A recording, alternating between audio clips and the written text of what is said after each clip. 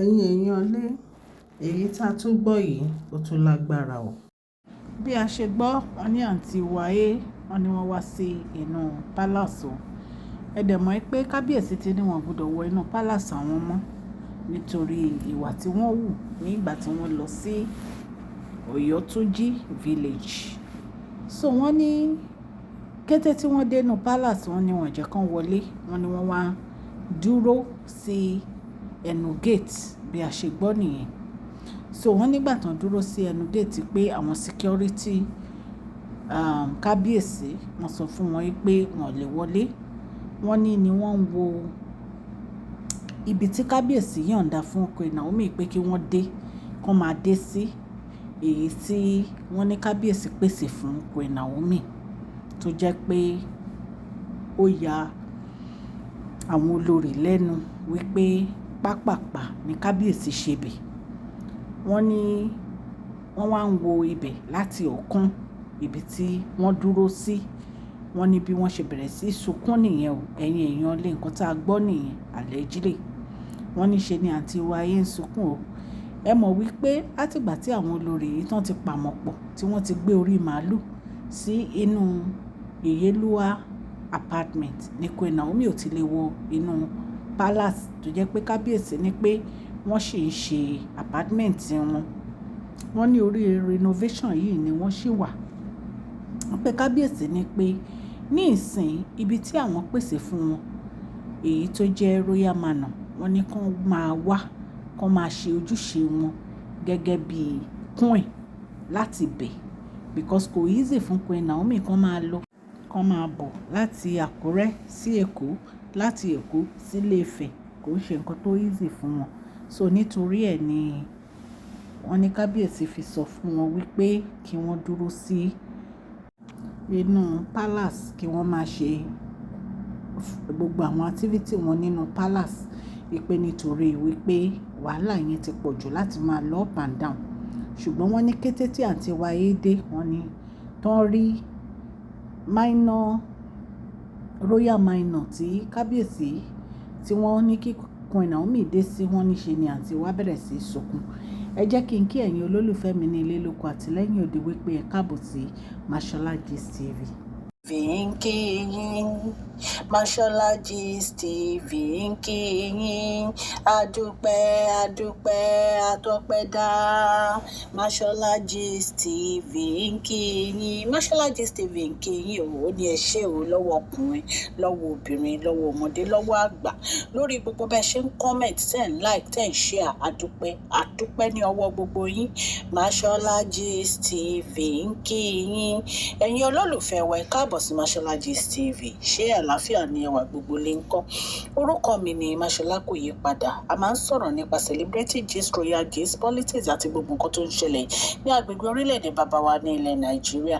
A ń sọ̀rọ̀ nípa celebrity gist, royal gist, politics àti gbogbo nǹkan tó ń ṣẹlẹ̀ ní orílẹ̀-èdè wa. Ẹ̀yin èèyàn lè tẹ́ bá ti subscribe, ẹ tẹ notification bell kẹ́ ẹ subscribe so that a bá ti post any gist ẹ máa rí. A ń sọ Yorùbá lórí channel yìí nítorí pé a fẹ́ gbàgbé àṣà àti èdè wa. Ẹ̀yin èèyàn lé, à ń ṣe advert lọ́lọ́kùn òjọ̀kan lórí channel yìí, ẹ kàn sí wa ní Mashola Gist TV. Ọlọ́run Elédùmarè á bá mi gọ́wọ́ yín sókè o. Ọlọ́run Elédùmarè á bá mi ran gbogbo yín lọ́wọ́ o. Òkè òkè ni ọlá yín á máa lọ o. Ọlá yín ò ní lọ ìsàlẹ̀ láíláí. Ẹ̀yin èèyàn lé, wọ́n ní bí àǹtí wa pé wọ́n ti bẹ̀rẹ̀ sí sunkún nìyẹn o, nígbà tí wọ́n gbọ́ nǹkan tó ṣẹlẹ̀ sí Queen Naomi tí kábíyèsí yọ̀ǹda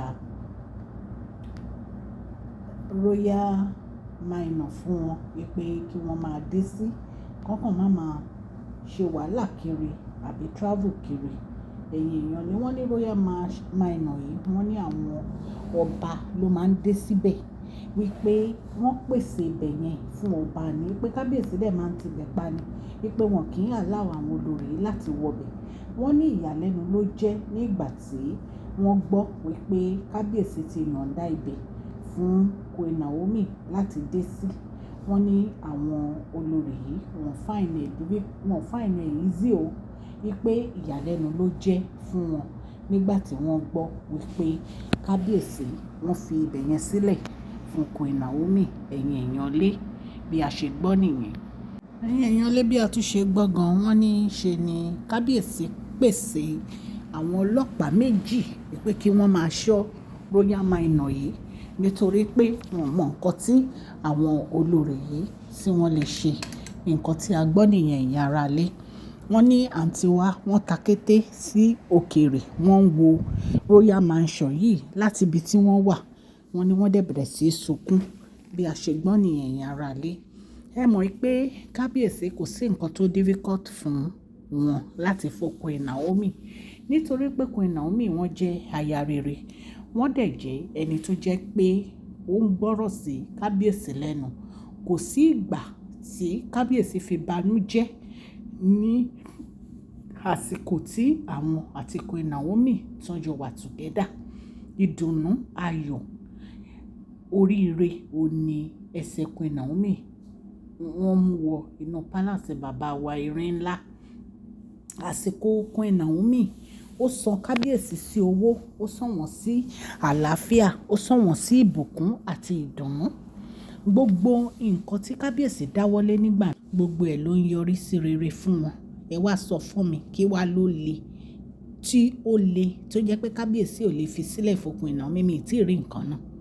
So ìtorí ẹ̀ ni àwọn olórí náà fi ń bínú tán jealous tí wọ́n ń jowú ìlara nítorí pé wọ́n mọ̀ pé ìfẹ́ tí ó wà ní àárín kábíyèsí àti Queen Naomi kì í ṣe nǹkan tó jẹ́ pé wọ́n lè fi ṣeré rárá. Ẹ̀yin èèyàn lé bí a ṣe gbọ́ nìyẹn.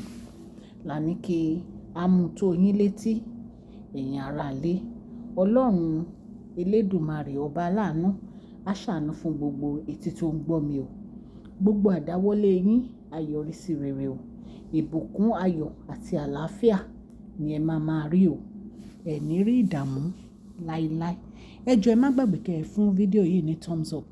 Gbogbo ẹ̀yin new subscribers wa ẹ káàbọ̀ sí Mashola Gist TV. A dúpẹ́ nítorí pé ẹ darapọ̀. Ẹ ṣeun, a dúpẹ́ lọ́wọ́ yín. Gbogbo ẹ̀yin old one tẹ́ ẹ ti darapọ̀ mọ́ wa láti àtẹ̀yìnwá, a máa dúpẹ́. Ẹ ṣeun gbogbo bẹ́ẹ̀ ṣe ń subscribe, tẹ́ ń like, tẹ́ ń share, tẹ́ ń comment gbogbo ẹ̀ la rí. Ọlọ́run Elédùmarè á bá mi gbọ́wọ́ yín sókè o. Ní agbára Ọlọ́run gbogbo yín pátápátá òkè ni ọlá yín á máa lọ o. Ọlá yín ò ní lọ ìsàlẹ̀ o. Please share this video, like and subscribe. God bless you all. Mashola Gist TV. Love you all.